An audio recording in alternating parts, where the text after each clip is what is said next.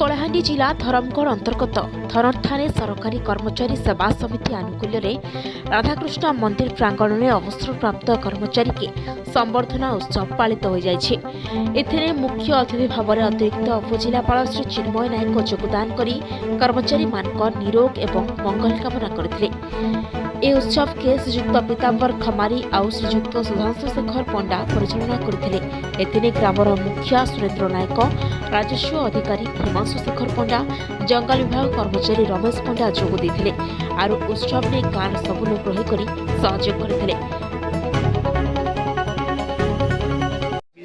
अवसर प्राप्त कर्मचारी संबर्धना ज्ञापन अभिनव प्रयास मो साधुवाद देवी आयोजक कमिटी को आशा करी कि अवसर प्राप्त कर्मचारी मैंने अच्छा से नूतन पीढ़ी को नूतन दिग्दर्शन दिंतु अवसर प्राप्त कर्मचारी स्वास्थ्य भल रह।